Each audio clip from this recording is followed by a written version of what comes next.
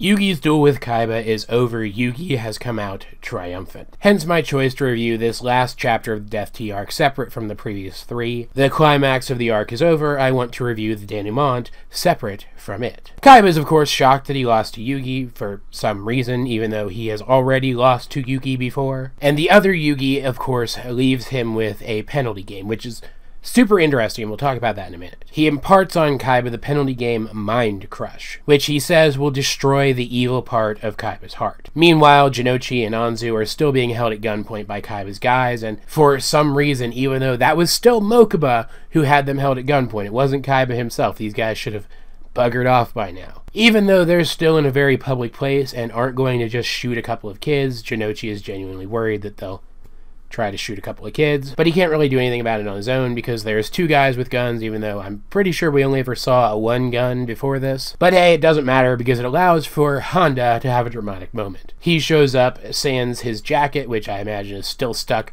between those falling cubes, and punches out one of the guys, giving Jinochi a chance to turn around and punch out the other one, which means they've now committed public assault. Like, honestly, this entire scene would have ended so much more realistically if both groups had just gone their separate ways, but again, whatever. It gave Han a dramatic moment, and he deserved it, so I don't care. And in response to being assaulted by a couple of teenagers, now the guys with guns are going to try to shoot them, showing that end of the day, these are bad guys and did deserve to get punched in the face. Thankfully, Mokuba shows up, though, and orders them to basically bugger off. And it's revealed that he's actually the one who freed Honda, that the game was still going and Honda would have eventually been crushed if Mokuba hadn't turned it off and let him out. Mokuba felt, rightfully so, like he owed Yugi something, after Yugi pulled him out of that hologram booth. And now he feels that he has repaid the debt, which makes it even more super interesting when Yugi reveals that the penalty game Mind Crush is specifically designed to allow Kaiba to pick up the pieces of his heart and put them back together in a way which excludes the darkness that was there. Yugi has given him the chance to rebuild his life, quite literally through this metaphysical process, something which takes thought, care, and precision.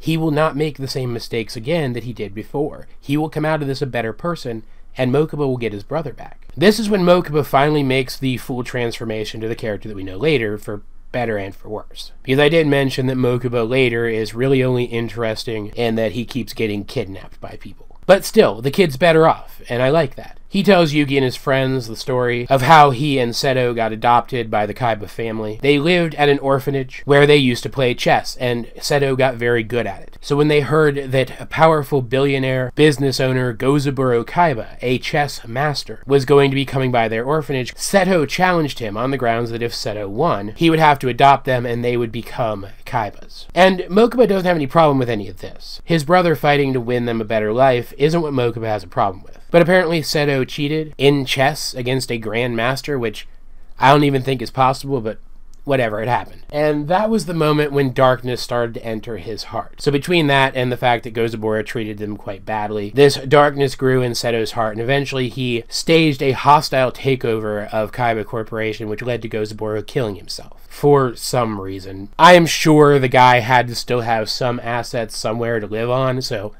I don't know why he would do that. It's another one of those things that Kazuki Takahashi wrote into the story specifically to service the narrative and not because it makes logical sense. Because it is revealed that Kaiba's mindset that games are incredibly important comes from this, that he believes that losing means death because of this. And that does factor into his character again later, so I will forgive it. And this backstory for Kaiba is one of my favorite things about, as strange as it may sound, the anime adaptation. This is a very simple backstory. It's got some cheesy elements to it and some elements that don't really make a lot of sense. And the anime adaptation, because they didn't have room to work this backstory into that first episode, took it and used it later to build an entire arc around, and it's one of my favorite arcs of the show. It turns out that Gozaburo is actually alive in a virtual space, and he tries to retake Kaiba Corporation by trapping Kaiba in this virtual world and taking over his body. It's really cheesy and very Yu-Gi-Oh-esque in its ridiculousness, but it's a whole lot of fun. And that's basically where the chapter ends. Yugi's friends kind of have an offhand moment where they come to terms with the fact that there's 2 Yugis, deciding that it doesn't matter, they're both Yugi, and so they're